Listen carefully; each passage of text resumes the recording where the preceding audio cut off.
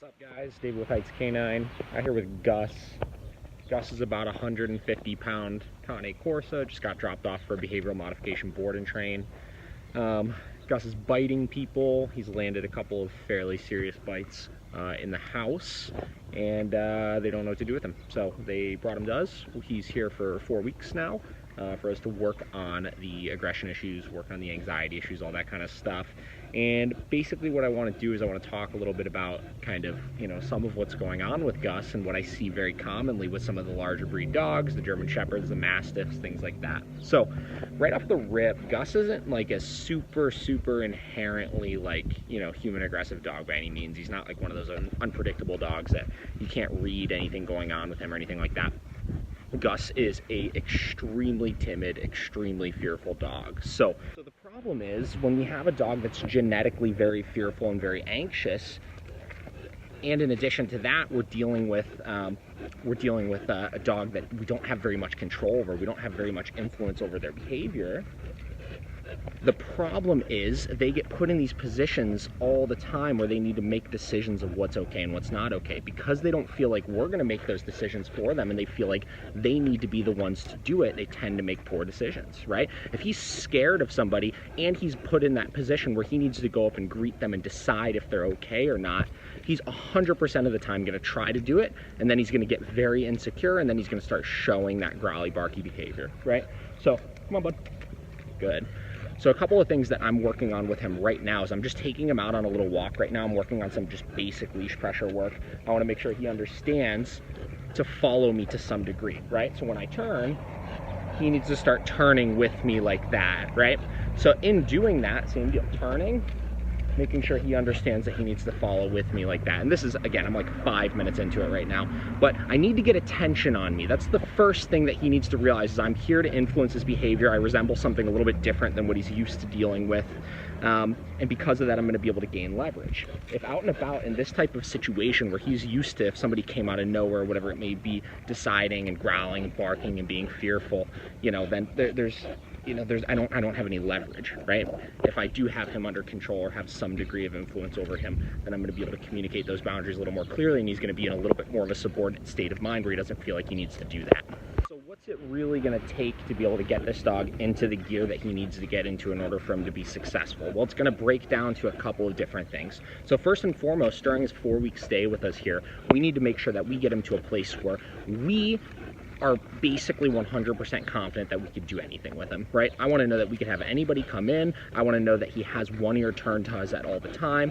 I want to know that, when he's around new people, I can influence his behavior still, so he knows that I'm ultimately under control of the social situations. I need to make sure that we're building his confidence and socializing him appropriately to dogs and people so he learns how to interact. From there, that's only like 40-50% of the mix, right? From there, we need to spend the time working on the owners, right? We need to spend the time working on all of those coddling behaviors that they may have done with this dog, or all the all the situations they may have put him in where he felt like he needed to react and stuff like that. We need to teach them how did we build the relationship with this dog where we were able to do all of these different things that they're not able to do with him. And from there, we need to start the rebalancing of that. And that's the hardest part about it, because not only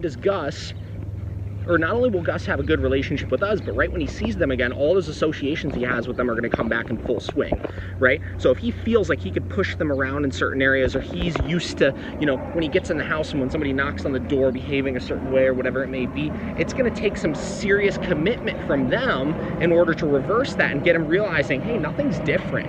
Right? So that's the biggest part, is when these dogs go home from the board and trains, usually for the first 2 to 3 weeks, they're still in board and train format, right?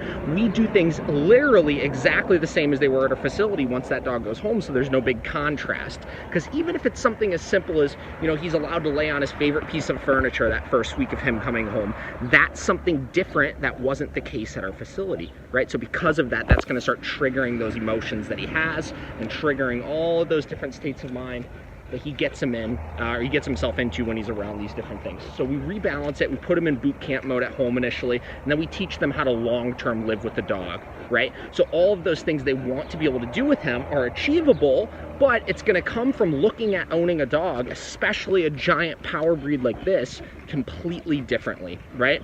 They can't look at it the same as they always have. They're gonna have to look at him more of a dog and less of a child and understand his individual needs because of that. So we're starting to work with Gus a little bit more here. I'm starting to work on my crack drill with him here. No, this is like 4 seconds into working on this, so it doesn't look too great yet, but no. I'm starting to condition in e-collar pressure with staying behind me. No. So I'm gonna do this for a couple of minutes here and we're gonna see how he does. All right, so we're about 5 minutes in. He's doing pretty good so far. Walking pretty nicely.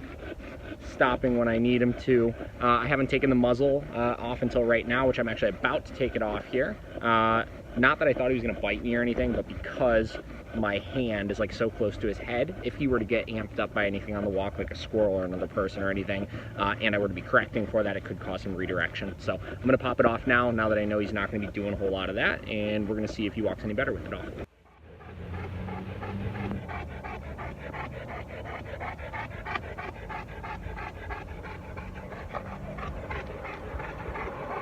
Good. All right, so like we talked about, day one with a dog like this, first step is getting them looking at us as something different, not like every other person they're used to being with, right? I have to get the dog compliant with something on day one. Usually the walk is the easiest for it. You can see I have him walking politely behind me right now. That is the first step. I gotta get him in tune with me. I gotta get him looking at me out in the environment as something that resembles something different, right? If I can't do that, we're gonna be fighting with him the first day. It's gotta be an immediate transition of the second I grab this leash, I am something different. Now that I have him into a fairly compliant state of mind, now my next step is generalizing this to the rest of the staff in the shop, making sure that we're able to do this safely with him, handle him, so on, so on. But if I can get him like this out and about on the walk this easily, it's usually a pretty telltale sign that the rest of the process is gonna be pretty smooth. So gotta get him looking at me a little bit differently. In addition to that, gotta make sure that we're coming up with a game plan for when he goes home. So I'll keep you posted on this guy. Stay tuned. Doing pretty good.